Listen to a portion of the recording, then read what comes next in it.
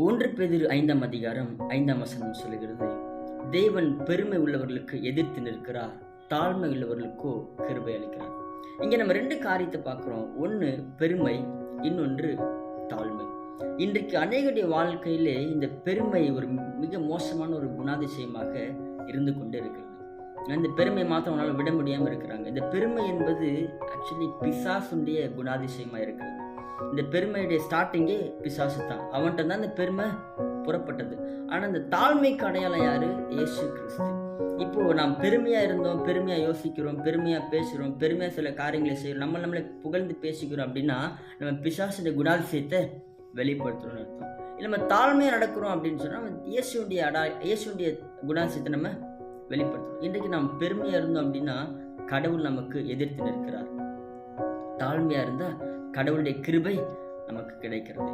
அப்போ நாம் தேவனை எதிரியா நாம் பெற்றுக்கொள்ள வேண்டுமா அல்லது நாம் தேவனை நண்பனாக்கி கொள்ள வேண்டுமா என்று சொல்லி நாம் தான் தீர்மானம் எடுக்க வேண்டும். நாம் பெருமையாய் இருப்போம் என்று சொன்னால் தேவன் நமக்கு எதிரியாய் எதிர்த்து நிற்கிற நபராய் மாறுகிறார். நாம் தாழ்மையாய் இருப்போம் என்று சொன்னால் தேவன் நமக்கு நண்பராக இருக்கிறார். தேவன் தம்முடைய கிருபையை நமக்கு கொடுக்கிறார்.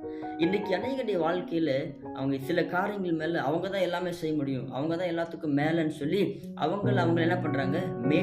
மேன்மையாய் புகழ்ந்து பேசுகிறார்கள். இப்படி நாம் பெருமையாய் பேசிக்கொள்வோம் என்று சொன்னால் அது தேவனுக்கு விரோதமான ஒரு செயலாக இருக்கிறது. இந்த பெருமை என்பது மிக மோசமான, மிக கேவலமான ஒரு குணாதிசயமா இருக்கிறது. எனவே இன்னைக்கு நம்ம நல்லா இருக்கிறோம் அப்படின்னா அது காரணமே யாரு? கடவுள் தான். அப்ப கர்த்தர் தான் நம்ம எல்லாத்துக்கும் ஆதாரமா இருக்கிறாரு.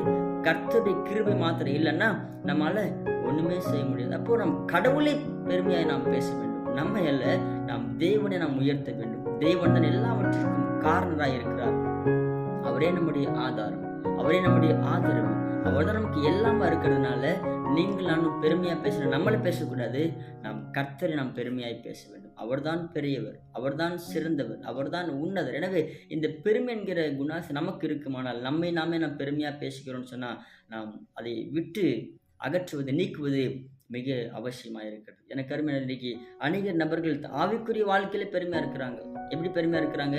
நான் எப்படி ஜெபிக்கிறேன்னு தெரியுமா, நான் எப்படி பைபிள் வாசிக்கிறேன்னு தெரியுமா, எப்படி நான் ஃபாஸ்டிங் இருக்கிறேன்னு தெரியுமா, அப்ப என்ன போல யாருமே இருக்க மாட்டீங்கன்னு சொல்லி தாங்களே ஆவிக்குரிய வாழ்க்கையிலும் பெருமையா பேசிக்கொள்கிற நபர்கள் அநேகர் உண்டு. உதாரணத்துக்கு நம்ம பார்க்குறோம், ஒரு சர்ச்சுக்கு 2 பேர் வர்றாங்க. ஒரு பரிசையன் வரான், ஆயக்காரன் வரான். இந்த பரிசையன் என்ன ஜெபிக்கிறான்?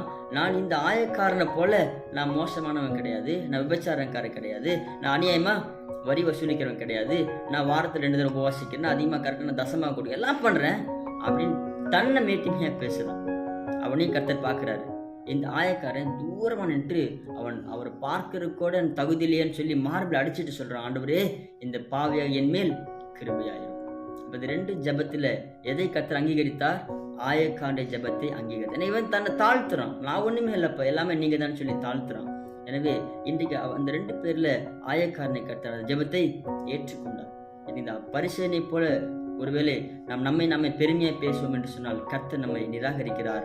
நம் ஆயக்காரனை போல நம்மளை தாழ்த்துவோம்னு சொன்னா கர்த்தர் நம்மை ஏற்றுக்கொள்கிறார், அங்கீகரிக்கிறார். எனவே இந்த பெருமை விட்டு ஒழிப்போம், தாழ்மையை தரித்துக் கொள்வோம். கர்த்தர் நம்மை உயர்த்துவார். கடவுள் உங்களை ஆசீர்வதிப்பார்.